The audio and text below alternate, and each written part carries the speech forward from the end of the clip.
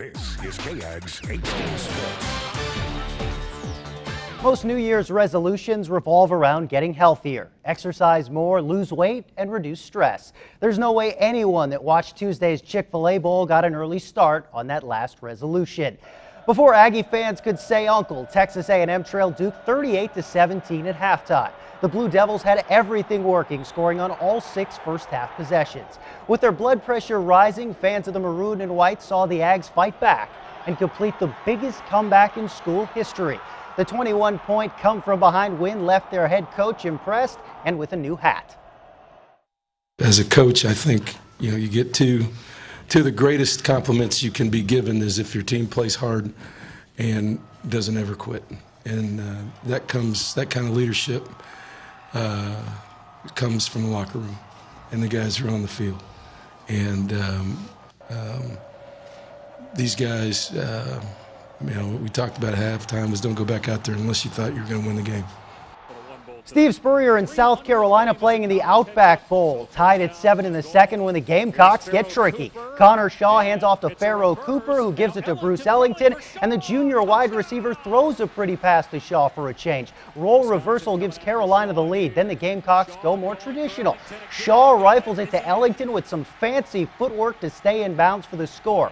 Shaw had 5 total touchdowns and won the game's MVP. After the 10-point win, South Carolina's Jadeveon Clowney announced he will enter this year's NFL draft.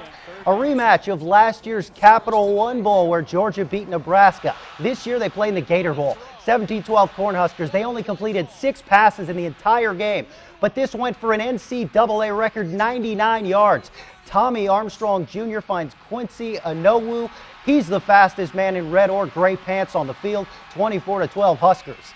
Fourth quarter, Georgia with a 4th and 2 at the Nebraska 14. Hudson Mason's pass to Rantavius Wooten incomplete.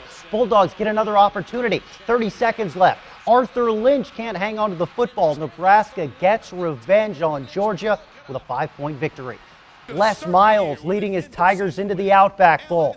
LSU starting a freshman at quarterback for Zach Mettenberger, who is out with a torn ACL. Anthony Jennings plows in. The freshman makes it 7-0. But it was Jeremy Hill that carried the Bayou Bengals. The sophomore gets loose on a 14-yard run, 14-0 LSU at half.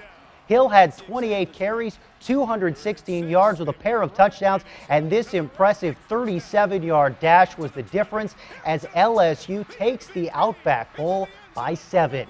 The 100th Rose Bowl featuring last year's winner and this season's Pac-12 champion Stanford and Big Ten champion Michigan State. Cardinal ahead by 3. Spartans QB Connor Cook with an awful decision. Kevin Anderson grabs the fluttering football, has plans for 6, and Stanford up by 10. Same score when Cook redeems himself on a 2nd and goal just before the end of the half. Michigan State down 3 at the break. Tied at 17 in the third. Cook with a 25-yard strike for Tony Lippett. That was the only touchdown of the second half for either team. And Michigan State wins the 100th Rose Bowl and ends the season 13-1.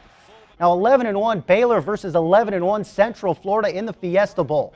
14-13 UCF in the second. Now, many project Blake Bortles will be a top 5 pick in this year's NFL draft. The quarterback didn't really do much here. Instead, Rennell Hall escapes everyone with a gold helmet, goes 50 yards to pay dirt. 21-13. Bryce Petty knows his Bears must answer. The signal caller takes it upon himself.